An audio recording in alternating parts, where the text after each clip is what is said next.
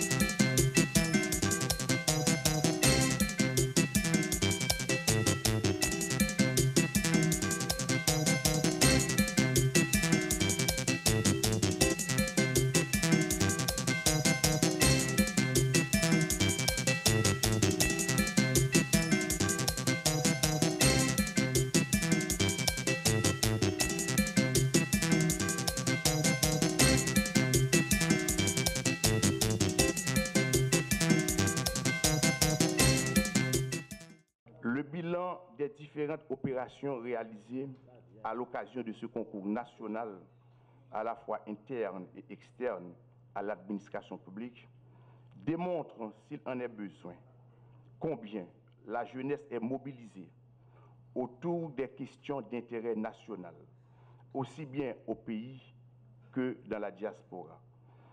En effet, 2128 candidats se sont inscrits pour participer à ce concours. 1573 ont été présélectionnés pour la phase d'admissibilité et 126 pour la phase d'admission, comprenant les épreuves écrites et orales. À l'issue de ces deux étapes, réalisées par un jury indépendant, émergent les 50 lauréats et lauréates ici présents.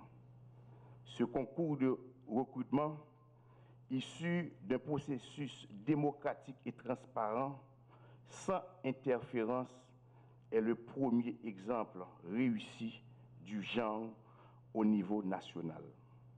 Ils viennent de tous les départements du pays, repartis de la manière suivante: 23 pour le département de l'Ouest, 4 de l'Artibonite, 3 du Sud, 3 du Centre, 3 du Nord, 2 du Nord-Est, 1 du Nord-Ouest, 3 du Sud, 2 du Sud-Est, 2 de la Gredance et 1 des NIP.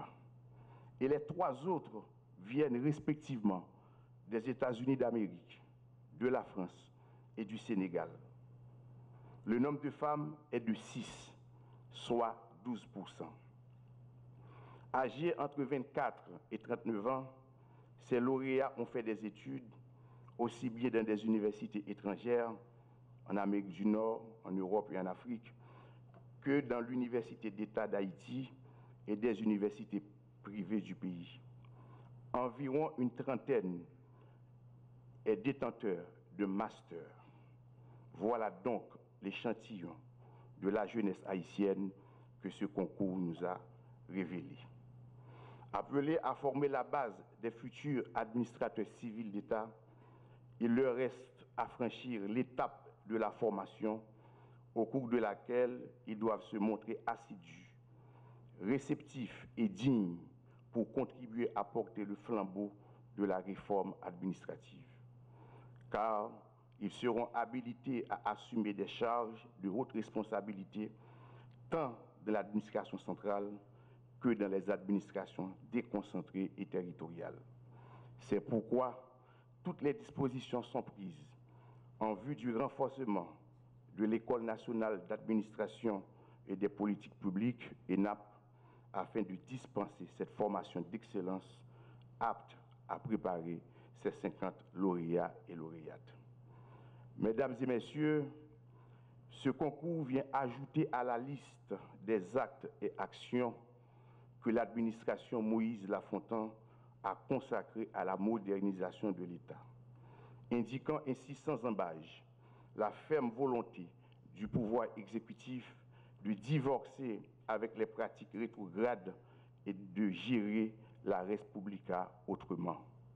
Du nombre de ces actes traduits dans les faits, il est indiqué de noter, en tout premier lieu, l'arrêté de l'exécutif relatif au train de vie de l'État, avec pour objectif d'assainir l'administration publique, d'y remettre de l'ordre, de redresser la situation budgétaire, de rationaliser le choix des dépenses à travers une lutte sans merci contre la gabegie administrative et la corruption. Les multiples circulaires du Premier ministre illustrent cette farouche volonté du gouvernement d'appliquer cet arrêté et de veiller à son effectivité. Madame, Messieurs, le fait d'avoir une vision est une chose. En revanche, trouver un homme de confiance qui ne faillit pas à sa mission, surtout dans un pays où les pressions politiques sont fortes et que le phénomène de copinage est puissant. Dès lors, trouver un tel homme est une autre chose. À travers ces quelques mots, nos remerciements vont à l'endroit du Premier ministre pour l'instruction passée au coordonnateur général, le chef d'orchestre, en l'occurrence, M. Josué Pierre-Louis.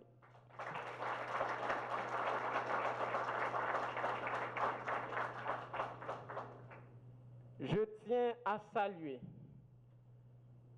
votre leadership et à témoigner que votre sens de l'écoute, de la discipline et de rigueur ont permis de réaliser ce travail bien fait.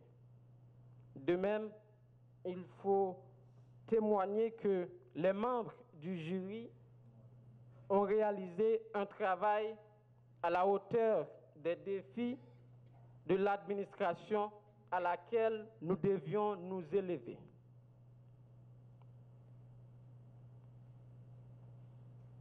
Je garantis que des gens de partout le témoignent. Eu égard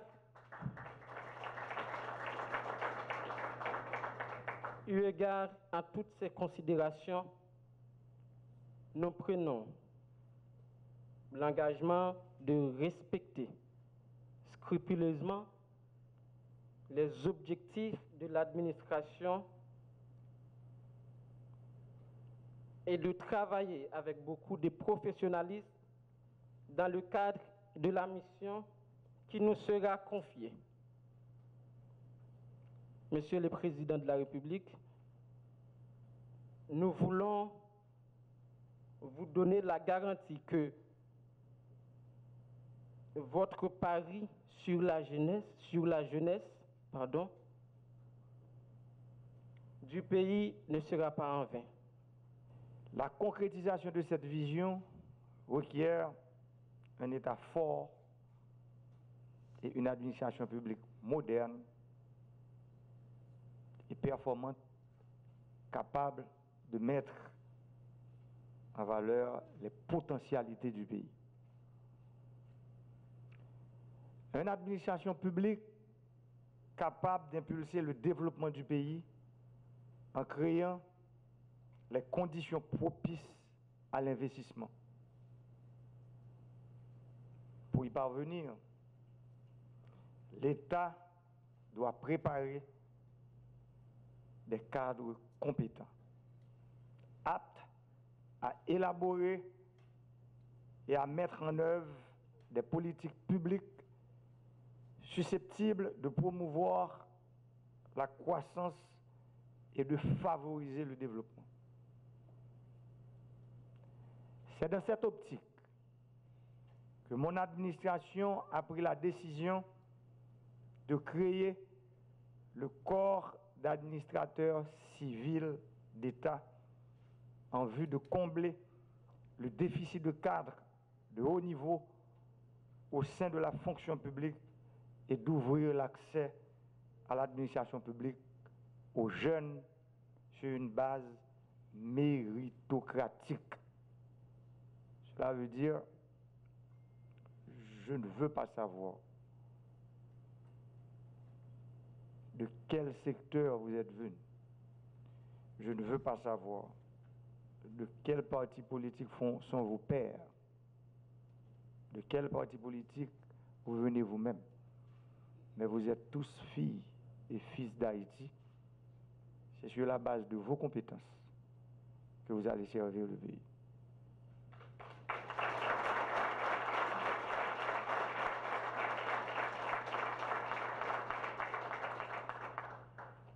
Nous sommes à un carrefour où la compétition se fait de plus en plus rude entre les États.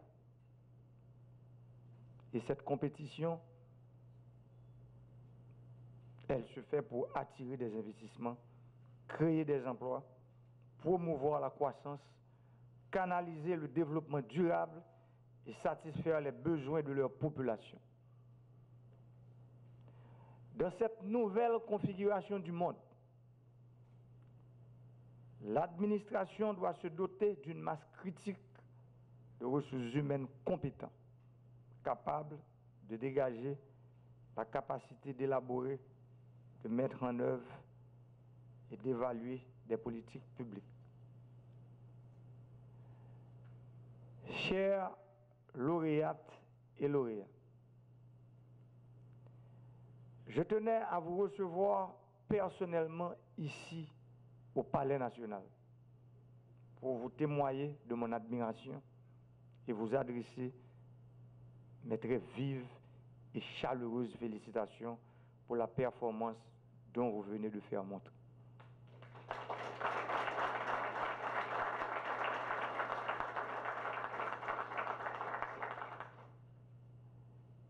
L'événement d'aujourd'hui se révèle tout à fait particulier et historique, dans la mesure où il marque une rupture avec des pratiques de mauvaise gouvernance qui plombent le fonctionnement régulier de l'État. Ce moment symbolise les valeurs et les idéaux tels le travail, l'effort, le mérite et l'excellence. Je me réjouis de l'enthousiasme que vous avez manifesté pour venir renforcer la cohorte des agents de la fonction publique, toujours animés par l'éthique du bien commun et l'esprit de servir le pays avec désintéressement. Sachez que tout ne sera pas toujours facile dans votre carrière de professionnel. Vous aurez à faire face parfois à des difficultés de toutes sortes. Vous serez traversé par des moments de doute. Vous ressentirez la fatigue et serez peut-être tenté par un certain découragement. Dans ces moments-là, je vous invite à vous dépasser et à repousser vos limites pour réaliser la grande ambition que vous portez. Pensez à cette cérémonie. Pensez à ces étoiles qui brillent ce matin sur votre front pour pouvoir retrouver la force, j'en suis sûr, de relever tous les défis qui se présentent à vous et à notre très cher Haïti. Ma lutte contre la corruption, cette lutte n'est pas une propagande ni un discours de vide contenu. C'est une lutte acharnée un combat permanent contre les mauvaises pratiques de l'administration haïtienne. La corruption est un crime contre le développement. C'est un crime contre le bien-être de la population. C'est un crime contre Haïti tout court. Ouvrez grand vos yeux pour ne pas vous laisser soudoyer et laisser se développer ces mauvaises pratiques qui gangrènent l'administration publique et affaiblissent les institutions de l'État. La corruption, c'est un mal absolu.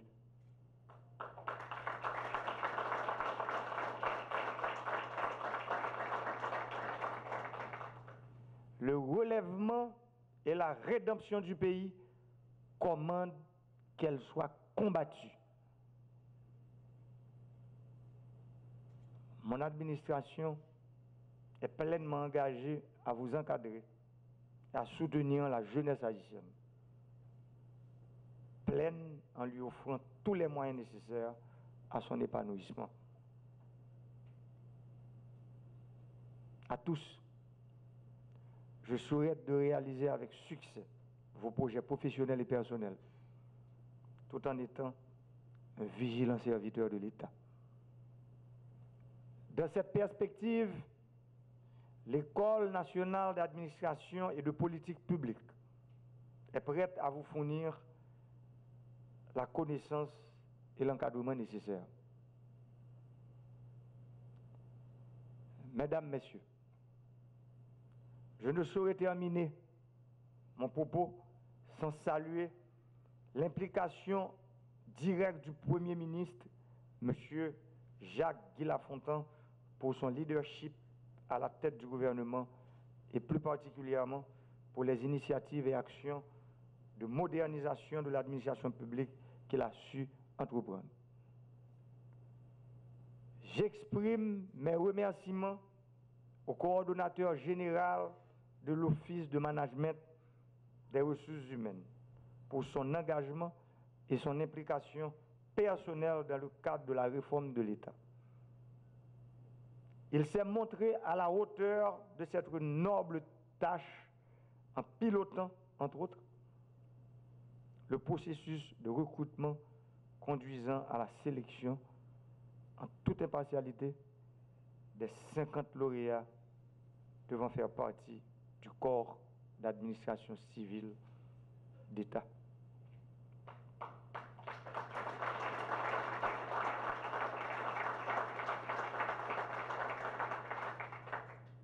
Je rends également un hommage bien mérité à tous les membres du jury.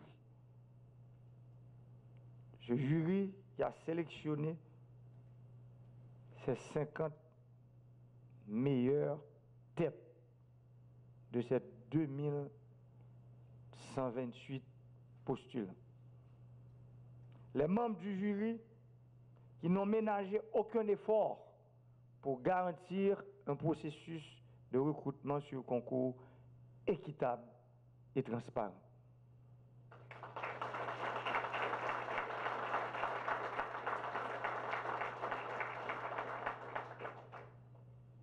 Qu'il me plaise enfin de féliciter tous les membres du gouvernement et les cadres de l'administration publique pour leur contribution active à la création de ce corps de métier au sein de la fonction publique.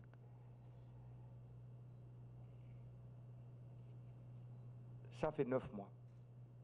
9 mois et quelques jours depuis que je suis à la tête de ce pays. Je suis en train de réaliser l'une de mes promesses de campagne. C'est de renforcer les institutions publiques de ce pays. J'étais clair dans ma campagne électorale. Je veux vous dire ce matin que vous faites partie de cette vision de ce grand défi, de ce travail qui m'attend pendant les 4 ans, 2 mois et quelques jours qui me restent. Et vous allez faire carrière dans la fonction publique. Je vais vous laisser dans la fonction publique parce que j'ai un mandat, mais vous avez une carrière.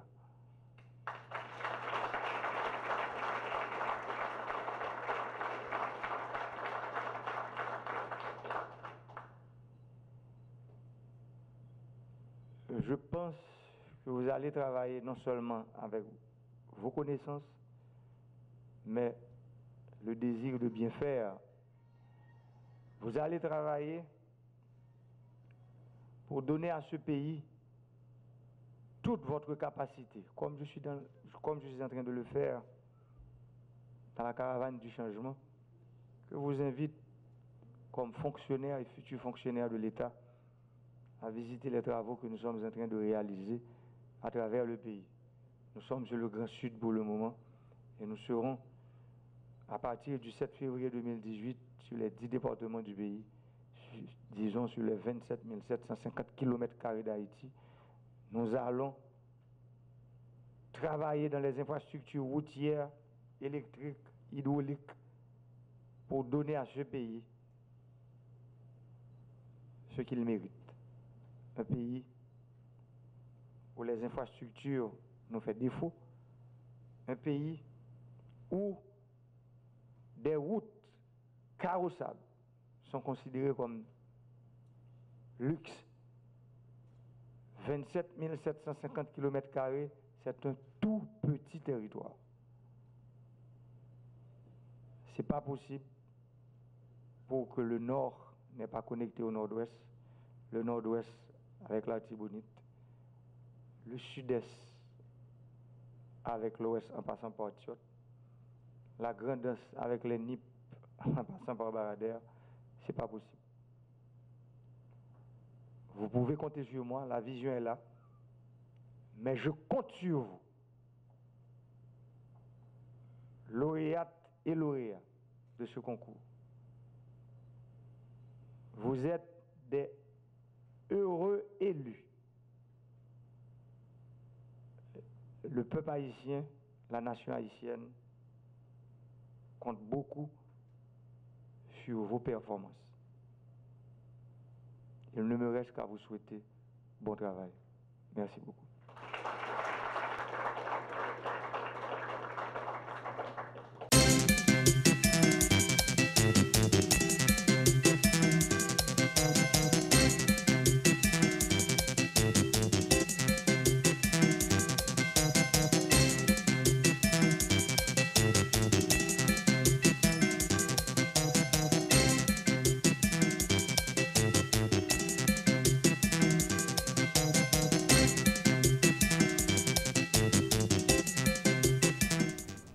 C'est à la fois avec le plaisir et le sens du devoir que la Direction générale de la police nationale d'Haïti participe à cette cérémonie de lancement du projet de réduction de la violence faite aux femmes durant les processus électoraux.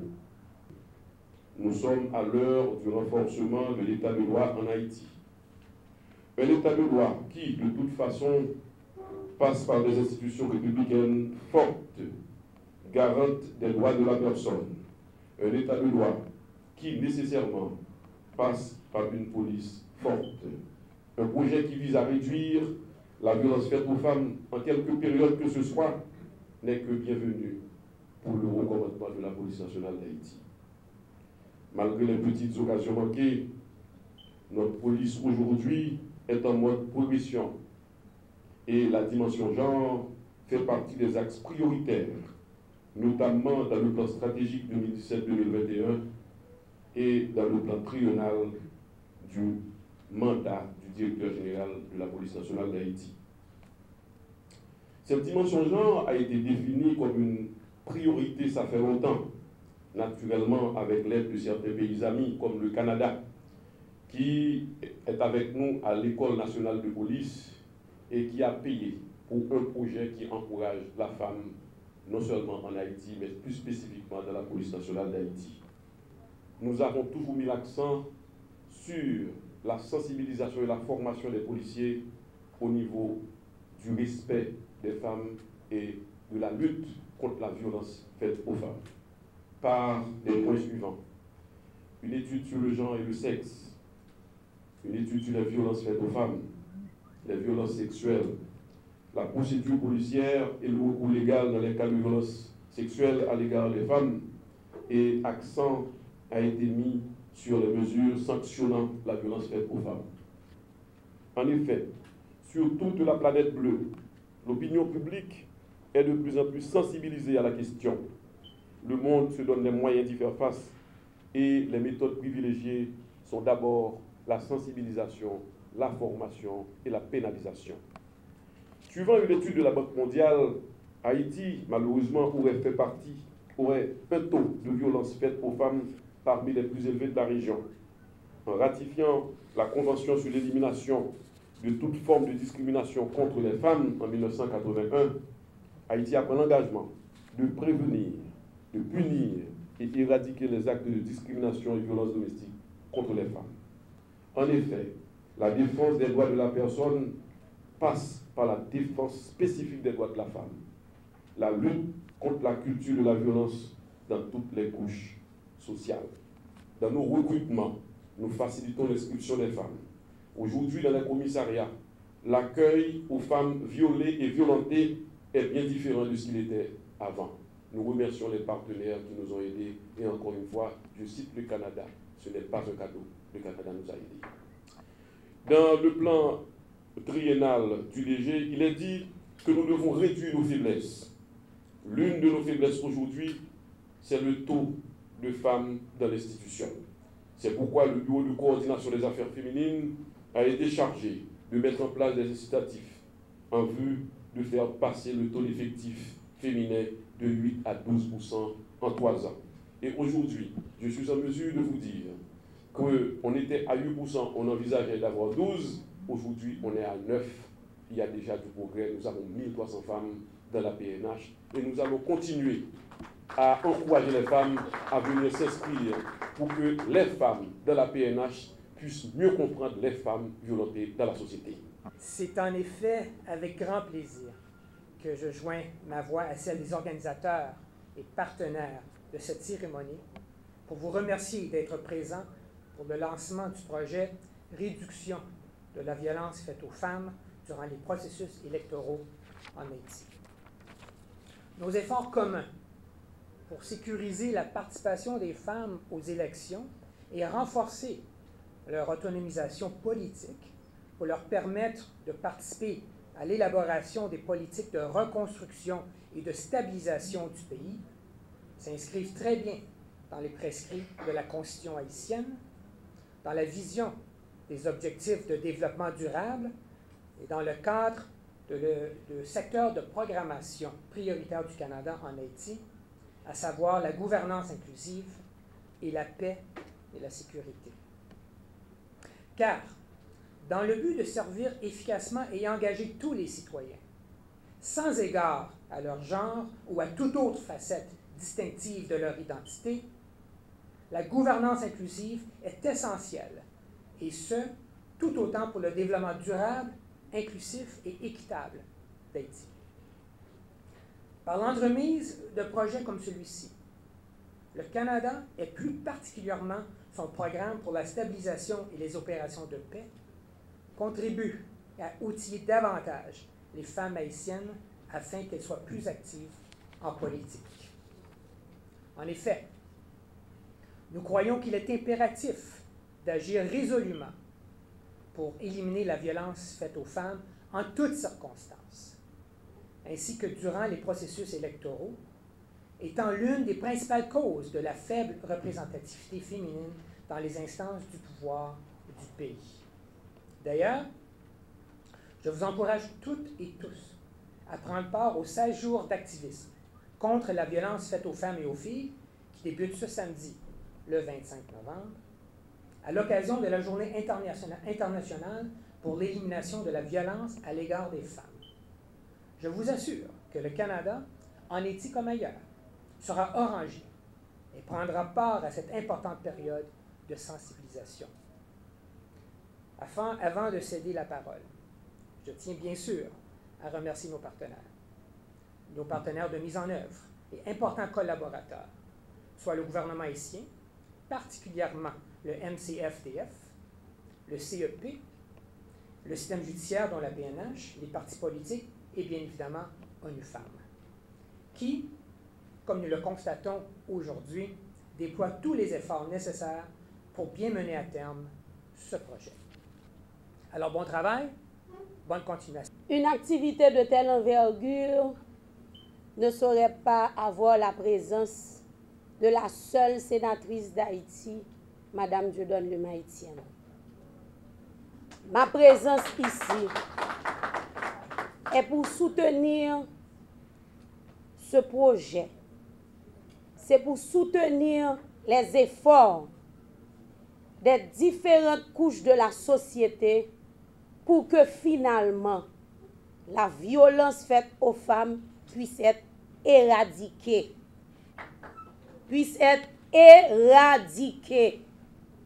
Il faut aujourd'hui un sursaut collectif, mesdames et messieurs. Ce problématique a déjà trop duré. Il faut que les pouvoirs judiciaires et législatifs puissent se mettre ensemble pour soutenir les efforts du pouvoir exécutif, pour que le droit de la femme, pour que la violence, toutes sortes de violences faites aux femmes et aux filles, eh bien, puisse être terminée. Ne vous inquiétez pas, le fait qu'au Sénat, vous avez une seule femme, c'est une situation à corriger définitivement. Et c'est la raison pour laquelle que je m'engage jour et nuit dans toutes sortes d'activités qui visent à encourager beaucoup plus d'autres femmes à, je dirais, à aller de l'avant, à foncer, à briser ce mur de papier qui les empêche d'aller au pouvoir législatif. Or, vous savez que nous autres femmes, nous avons une capacité managériale naturelle. Cela sous-entend, lorsque nous composons avec les hommes, bien sûr, nous faisons merveille. Il nous manque beaucoup de femmes au sein du pouvoir législatif. Et je compte sur vous, leaders, pour que vous puissiez les sensibiliser davantage, les encourager, les encadrer.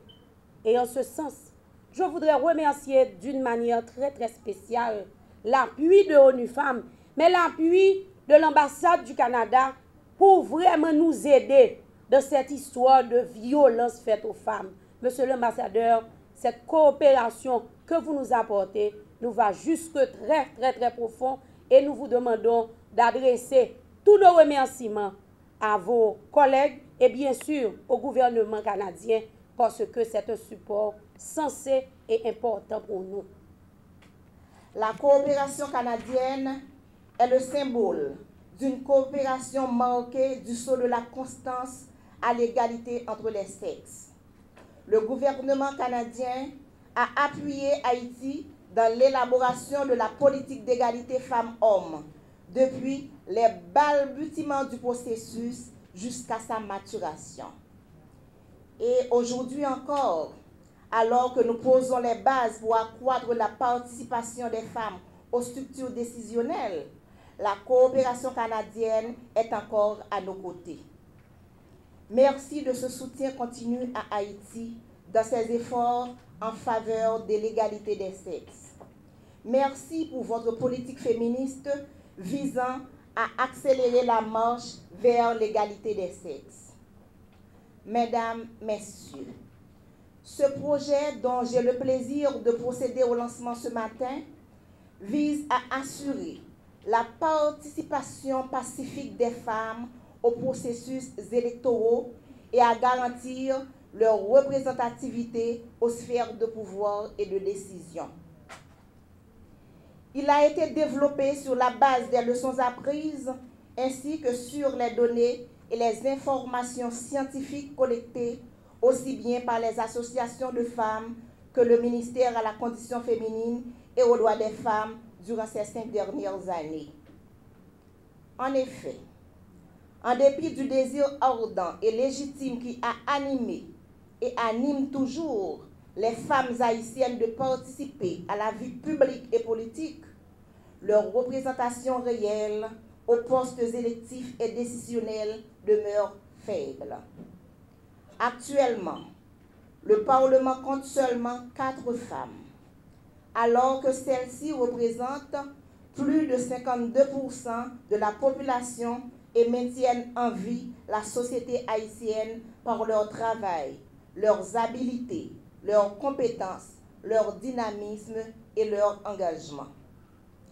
L'absence de soutien financier aux candidates, les violences de genre dans le champ politique, un cadre normatif archaïque et discriminatoire réglementant les élections constituent les obstacles majeurs à l'accès des femmes aux postes décisionnels. En outre, la participation des femmes aux récentes élections législatives a été très faible, moins de 30%. Quoique le quota constitutionnel ait été respecté dans les élections pour les conseils municipaux, les assemblées des sections communales, les conseils des sections communales et les délégués de ville. La présence d'au moins une femme dans les différents organes des collectivités constitue indéniablement une avancée dont je suis fière en tant que ministre à la condition féminine et dont le mouvement des femmes ne peut que s'enorgueillir. Cependant, les acquis en matière de droits des femmes ne sont pas immuables. Ils doivent constamment être renforcés. Je suis particulièrement fière du projet « Réduction à la violence faite aux femmes durant les processus électoraux en Haïti » qui ne peut que contribuer à leur renforcement. Je suis d'autant plus fière et satisfaite de ce projet qu'il marque la concrétisation des objectifs gouvernementaux établis à travers sa politique d'égalité femmes-hommes et sa feuille de route y afférente.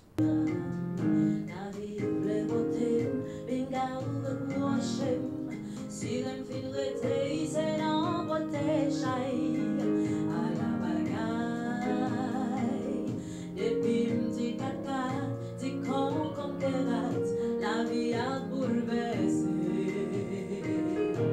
Moi son lot est calé.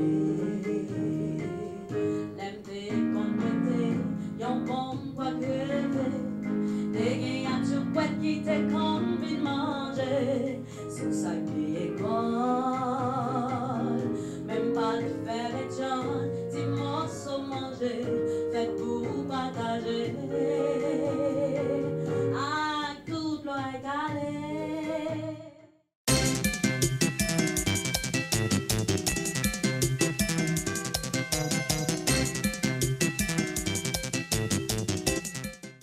Jeudi 23 novembre, ramené le premier anniversaire de la mort du professeur Pacquiao, Pierre-Marie Pacquiao, qui est ancien recteur de l'Université d'État d'Haïti, ancien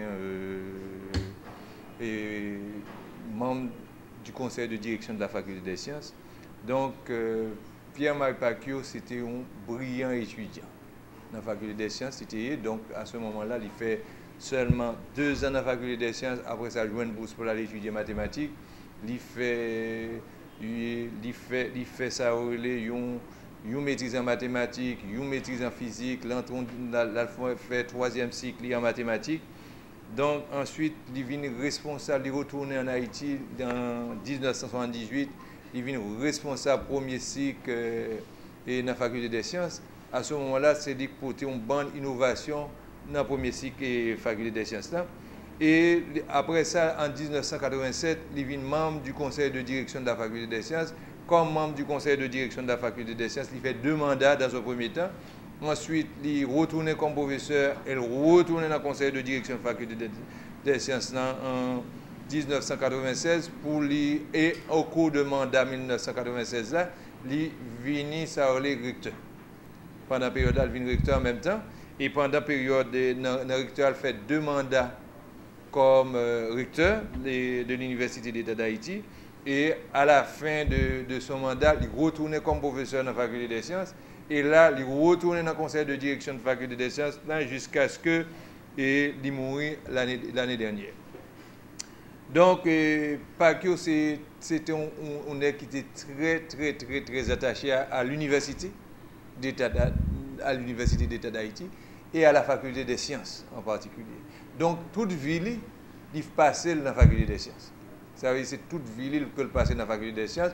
Donc, c'est un honneur pour l'université d'État, la faculté des sciences et l'école normale supérieure pour organiser le premier concours à l'honneur de ce professeur qu'on appelle professeur Pacquiao. La réflexion qui mène à l'activité, ça, elle est plus aller dans le sens et comment pour développer au sein du pays en sorte de culture scientifique. Parce que la remarque qui est faite, c'est que les jeunes sont de moins en moins intéressés au savoir en général et à la science en particulier. Et comme professeur Pacquiao, c'était un scientifique dans l'âme, mais en même temps, on penseur très ouvert, un humaniste qui était tout aussi intéressé à la philosophie. Le comité a pensé que c'est important pour que nous menions les jeunes à intéresser à la philosophie des sciences et aux mathématiques. Alors, pour une raison, parce qu'il y a une tendance qui veut croire que dans l'université en général ou bien dans la société, que y a une sorte de cloison étanche entre philosophie des sciences ou philosophie en général et la science. Or, histoire des sciences, épistémologie montre que toujours un rapport très étroit, une relation étroite entre philosophie et mathématiques. Et il y a un pile philosophe, pour nous citer quelques-uns, qui en général montrent que la distance entre mathématiques et philosophie, c'est une distance qui est très mince, qui est très petite. On a cité Aristote, par exemple, on a cité Descartes, qui, dans le cadre de réflexion que vous fait entre mathématiques et sciences, est toujours associé de disciplines. Donc, et deux raisons, c'est-à-dire l'intérêt que le professeur a porté pour mathématiques et sciences n'a pas parcouru comme universitaire, mais en même temps, la nécessité pour inciter les jeunes à intéresser à la science, aux mathématiques, à la philosophie. Donc, porter l'école normale associée à une discipline comme ça, à une activité comme ça, notamment le département de philosophie, et ensemble avec les responsables de la faculté des sciences qui a conduit question. Donc, l'idée, c'est encourager des jeunes au niveau de la philo à participer à un concours autour des mathématiques et de la philosophie des sciences. Donc, quand on parle de hackathon, c'est pour un concours. Donc, c'est un concours de mathématiques. Il faut dire que nos facultés des sciences, ce n'est pas la première fois que nous avons organisé un concours de mathématiques. Et nous, là, ça, nos besoins, c'est que nous rendons hommage au professeur Pacquiao. Nous avons organisé déjà en 1998, en 2005 et en 2006, mais là, nous voulons profiter de l'anniversaire du professeur Pacquiao pour nous lancer un autre concours qui est supposé faire chaque année. Alors, quel est l'objectif du concours ça? Le concours ça, c'est pour nous montrer transdisciplinarité, pour nous développer chez les jeunes. Où nous lier science avec philosophie. Justement, le professeur Pacquiao, c'est un monde qui était lié en pile science à philosophie. Il était en mathématiques, en physicien, mais c'était un penseur lié et tout. Alors, qui est l'objectif spécifique de Pacquiao? C'est d'abord intéresser les jeunes à science et philosophie. De plus en plus, nous remarquons que les jeunes ne sont pas tellement intéressés à science et philosophie. Donc, le concours, c'est pour intéresser les jeunes à science et philosophie et pour nous montrer l'importance mathématique et philosophie. Et pour nous faire tout que les étudiants intéressés à l'histoire, sciences et de technique.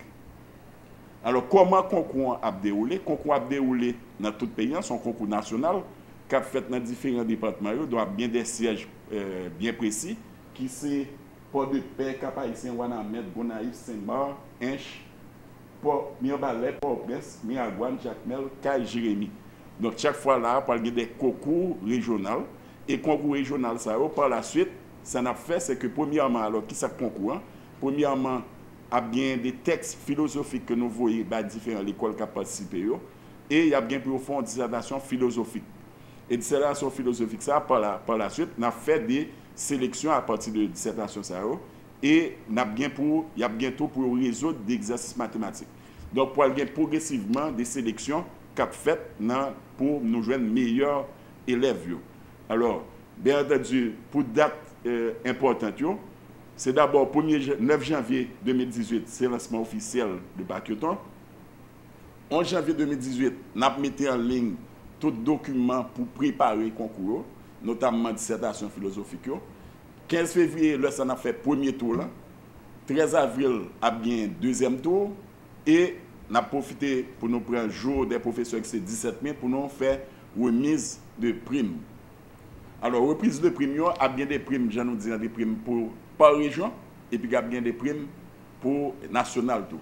Alors, nous avons des informations sur le site faculté des sciences, qui c'est fds.edu.ht. Que ce soit lycée ou que ce soit collège, à participer. Son concours national, mais il est adressé, étant donné que c'est philosophie des sciences, il est adressé à étudiants philo. Donc, chaque école qui a participé a choisi 3 élèves pour le voyer dans le concours.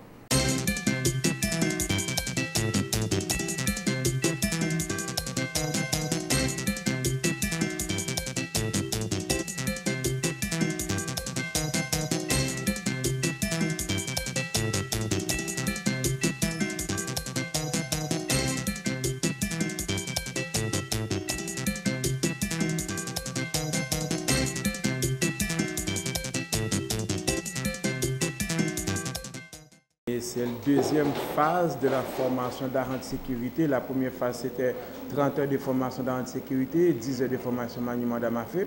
Et on n'a pas eu assez d'étudiants pour qu'on puisse donner la formation de procédure en situation d'urgence. Alors aujourd'hui, on commence la formation des procédures en situation d'urgence, qui est premier soin et incendie. Il va avoir les RCR, qu'on appelle les défibrillateurs.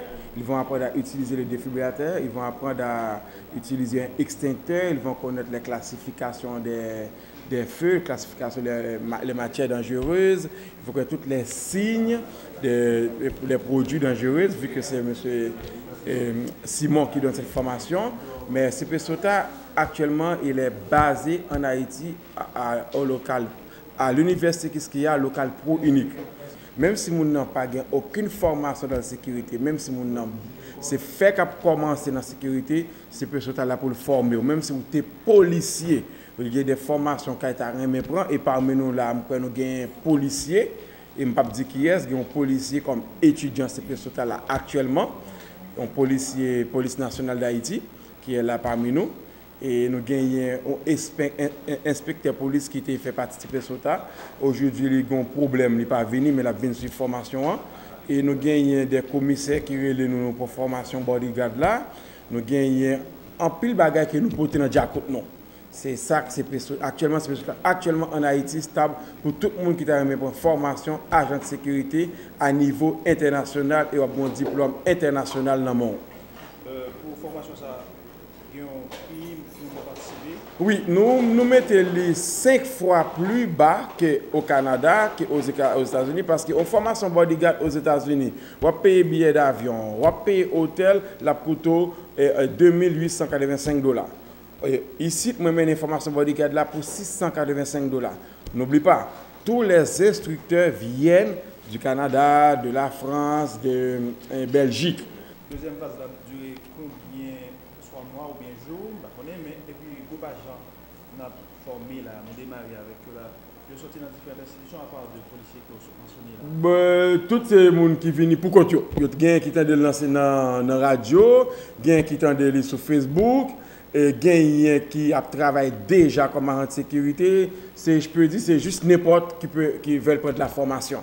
Et formation CP SOTA, c'est 80 heures. Nous, au Canada, c'est 70 heures. Vu que Haïti, tout agent de sécurité d'Haïti, il faut que ait un pot d'armes. Alors, nous incluons 10 heures de formation maniement sécuritaire des armes à feu. Et puis, nous appelons la formation ça qui une semaine de formation, c'est on l'autre 40 heures. Comme on dit déjà, on a 24 heures dans le premier soin, puis on a tous les mannequins pour les RCR. En anglais, on dit CPR. En français, c'est RCR, réanimation cardio-respiratoire. Nous gagnons la formation de SIMDUT pour les gens qui travaillent dans plusieurs usines, dans les laboratoires. Nous gagnons les classifications des produits dangereux que nous pourrons apprendre. Et puis nous pourrons apprendre aussi une évacuation en cas de catastrophe. une évacuation, si moun nan blessé, si moun nan soit li prend balle, si moun nan soit li pas qu'à respirer, les AVC, les traumas, nous pral monsieur Simon pral former là-dedans. Yo nombre de combien? Quatre formations ça là? Yo un minimum de 30. Oui. Je peux dire m'te doit gagner maximum 33, mais moi pas connais si y a retour gagner qui en retard cap 22 demain. Mais c'est 33 étudiants par groupe de formation. On ne peut pas aller au-delà. Parce que dès que tu vas partir à un groupe plus élevé, tu auras besoin de 2 instructeurs.